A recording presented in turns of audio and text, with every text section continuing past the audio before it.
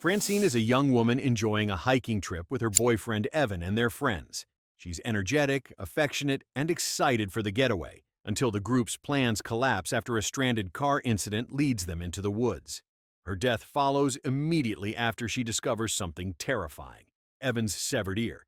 Realizing he's been attacked, she screams and tries to run, but one of the cannibals, Sawtooth, appears behind her. He restrains her with barbed wire wrapped around her head and mouth, preventing her from escaping or calling for help. The pressure and pain overwhelm her, and she dies from the assault. Later, the cannibals bring her body to their cabin, where her friends see what has happened to her, confirming she never had a chance once Sawtooth caught her. Scott is Carly's fiancé and one of the most level-headed members of the group. As danger increases, he naturally steps into a protective role, trying to guide the others to safety.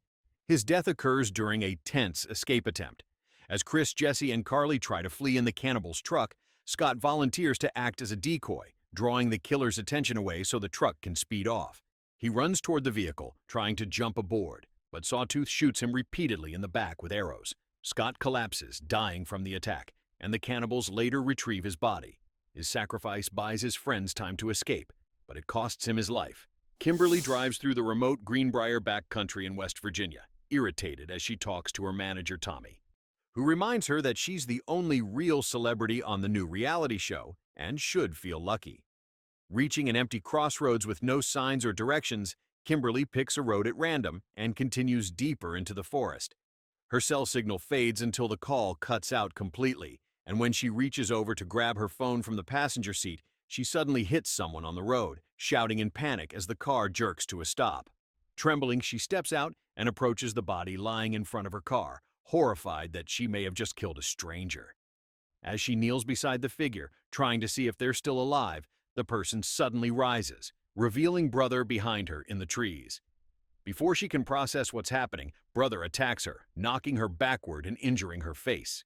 Disoriented and terrified, Kimberly tries to run back toward her car, but she's intercepted by Three Finger, who swings an axe in a single downward strike that kills her instantly.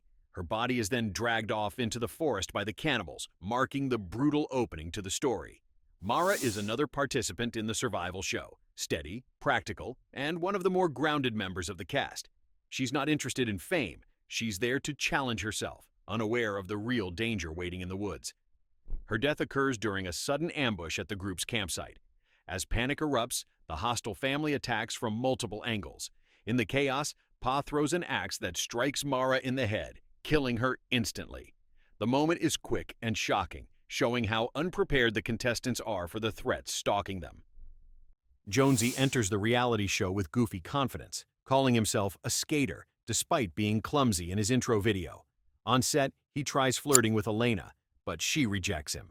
After the rules are explained, he's paired with Amber to search for food. Jonesy keeps hitting on her until she finally tells him she's a lesbian, and he awkwardly agrees to just be friends. Though terrible at foraging, he and Amber stumble onto a small camp with meat roasting over a fire. Believing they've found their task's goal, they bring it back. While he, Amber, and Jake eat and joke around, Nina arrives in panic, warning that mutants are killing everyone. No one believes her until they realize the meat they ate belonged to Kimberly, sending Jonesy into shock. The group flees and encounters traps and mutants. After a fight, Jake goes to find Nina, telling Amber and Jonesy to meet him at the mill. As they run, Jonesy is yanked into the air by a rope trap, and Amber is caught trying to free him. While they hang helplessly, Pa and Brother appear, and Brother kills them both with a single arrow. Maynard appears once again, but this time in a more antagonistic role.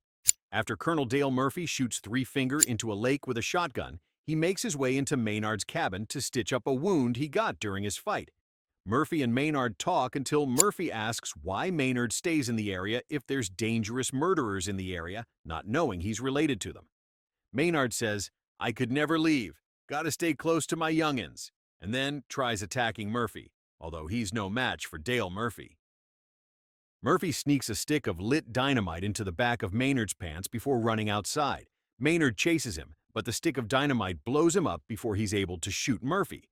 Brent McDonald joins his girlfriend Sophie and their friends Alex and Trey for a camping trip in the woods. While gathering firewood with Trey, Brent quickly grows irritated with his constant talking and decides to head back early. Returning to the tent, he reconnects with Sophie and they begin to hook up, finally getting a moment alone.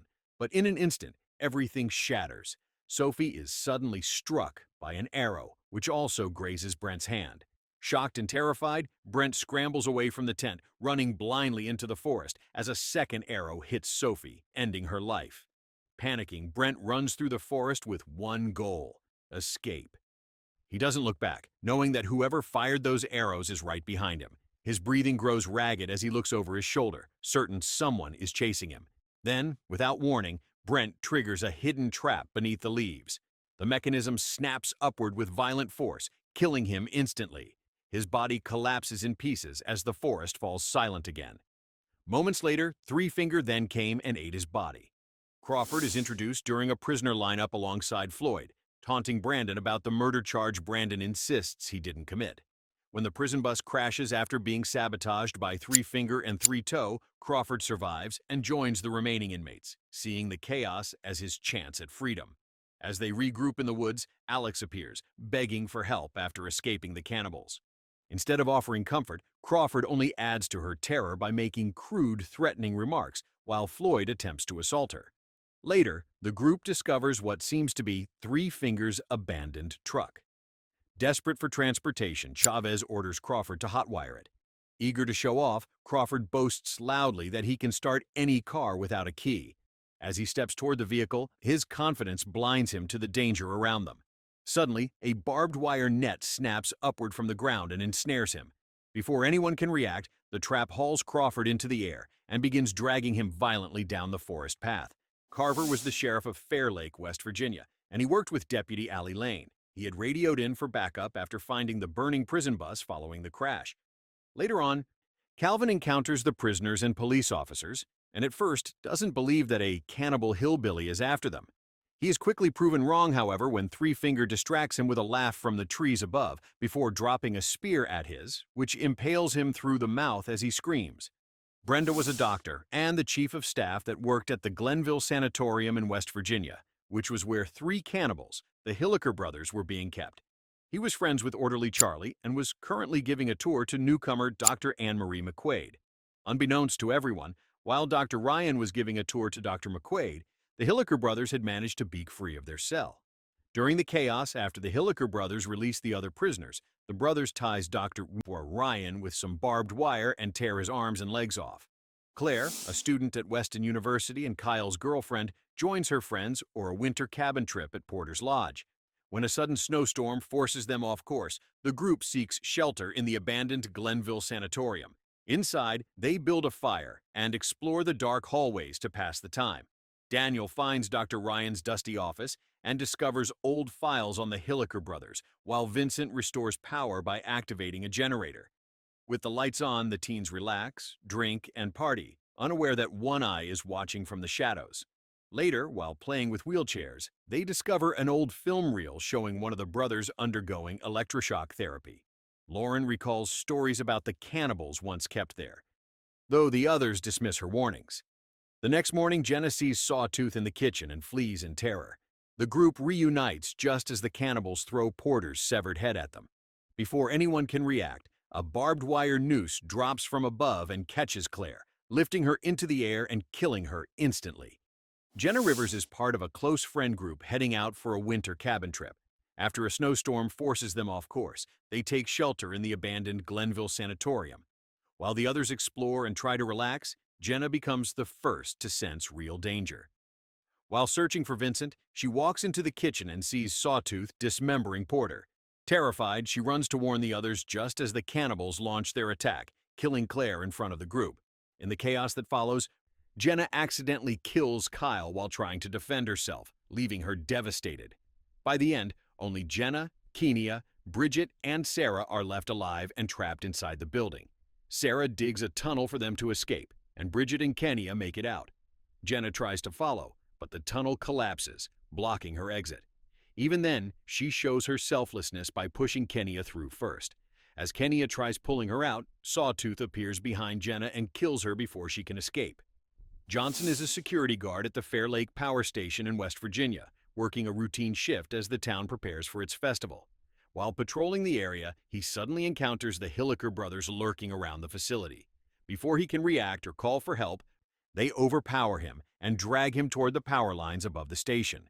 The brothers string Johnson up into the wires, and the electrical current surges through him, killing him instantly. His death becomes one of the first signs that the Hillikers are already in Fair Lake and preparing for their larger attack on the town. Gus arrives in Fair Lake, West Virginia, with his girlfriend Lita and their friends for Mountain Man Day. After Billy nearly hits Maynard Odette with their car and crashes into a tree, the teens confront the old man, only for Sheriff Angela Carter to arrest them when she sees the struggle.